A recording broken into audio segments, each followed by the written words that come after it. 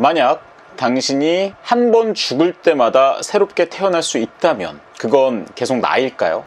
그리고 만약 당신이 은하 식민지를 살리기 위해 반물질 폭탄을 쓸 수 있는 권한을 가졌다면 그걸 진짜 써야 할까요? 오늘은 SF계의 신성 에드워드 애슈턴의 미키 세븐의 후속작 미키 세븐 반물질의 블루스를 깊게 파헤쳐 보겠습니다. 안녕하세요. 책 읽는 원식입니다. 오늘은 앞에서 말씀드린 것처럼 미키 세븐 반물질의 블루스를 리뷰해 볼 텐데요. 미키 세븐을 안 읽으신 분들은 미키 세븐을 읽고 읽으시면 좀 더 좋습니다. 이게 후속작으로 나왔지만 앞의 내용이 이어지는 부분이 분명히 있기 때문에 읽으시면 좋고, 그래서 미키 세븐 안 읽으신 분을 위해서 간단하게 설명을 드리면, 미키 세븐에서는 죽을 때마다 새로운 몸에 기억이 옮겨지는 익스펜더블 미키 세븐이 미키 에잇으로 인해서 정체성의 혼란을 겪으면서 복제 인간으로서의 존재론적 위기를 한번 경험해봤죠. 미키 세븐 반물질의 블루스에서는 2년이 지난 시간이 바로 배경입니다. 근데 더 이상 반물질의 블루스에서 미키 세븐은 소모적인 익스펜더블, 물론 익스펜더블의 지위지만 소모적으로 나오지 않습니다. 심지어 그 지위를 벗어버리기까지 하죠. 그리고 공동체 생사를 결정지을 열쇠까지 쥐게 됩니다.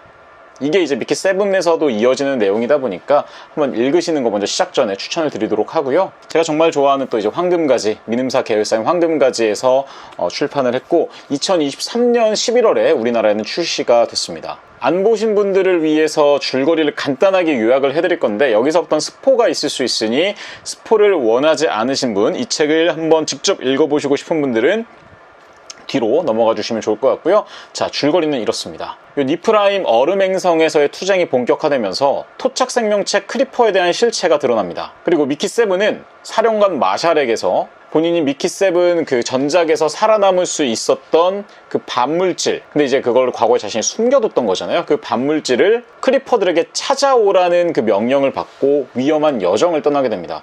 그러니까 이제 본인이 살기 위해 크리퍼들한테 뺏겼다, 뭐 크리퍼들한테 주고 왔다 이렇게 이야기를 하고 사실 숨겨놨던 거죠. 그러다가 이제 자원이 점점 떨어지면서 그 반물질을 자원으로 이용해야 되는 마샬이 가지고 오라고 시킨 겁니다. 네, 그렇게 반물질 폭탄을 찾으러 가는 이제 미키 세븐. 그런데 크리퍼가 지적 생명체였습니다. 그래서 이 크리퍼하고의 갈등과 만남, 그리고 어떤 교감, 이런 것들이 이제 계속해서 이야기로 나오고요. 미키 세븐이 구덩이에 빠지게 되는데 거기서 이제 미키 에잇을 만나게 되면서 복제 인간으로서의 어떤 존재를 완전 막 혼돈의 도가니에 빠뜨리게 되면서 감정적 파장을 불러일으키게 됩니다.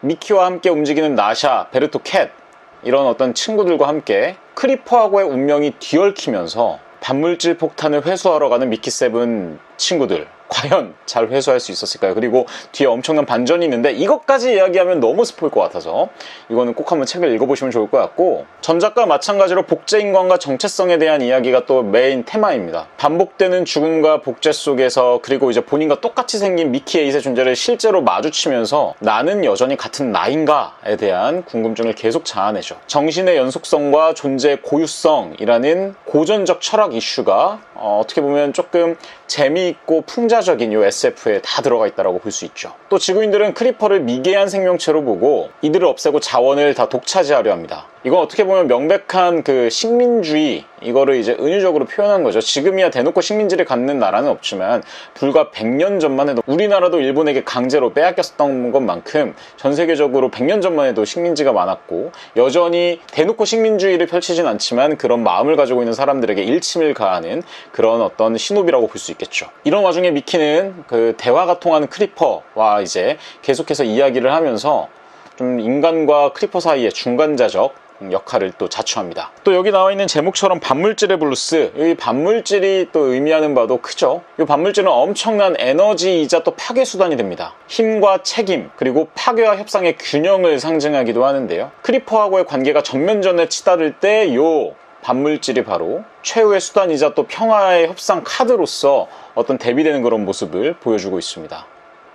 그러니까 이 반물질은 생명력을 보여주면서도 또 파괴를 보여주는 그런 모순적인 양면을 모두 가지고 있는 존재죠. 그러니까 이 제목의 반물질의 블루스는 그 반물질이 블루스를 막 이렇게 추면서 서로 한데 어우러지는 그런 하나의 이야기를 의미하고 있는 제목입니다. 에드워드 애슈턴은 전작 미키 7에 비해서 이 반물질의 블루스에서 좀 더 냉소적이고 풍자적인 문체를 보여줍니다. 이를 통해서 우주를 차지하려는 인간의 어리석음을 풍자하기도 하죠. 또 위기의 순간에도 인간의 어떤 내면과 거기서 나오는 갈등, 이런 것들을 계속해서 교차적으로 보여주면서 몰입도를 높여갑니다. 사실 전 이 책을 읽으면서 이 반물질, 제가 미키 7이라면 반물질을 찾으러 갔는데 이 반물질이 없으면 니프라임, 제가 살고 있는 곳이 에너지가 끊겨서 망하게 되는 거잖아요.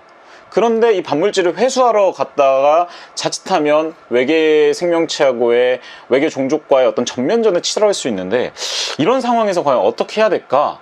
그거 보면 사실 미키 7이 처음에는 되게 좀 어리숙하게 나오고 조금 뭐 과장해서 얘기하면 바보처럼 나오는데 그 협상자 역할을 크리프하고 되게 잘 해요.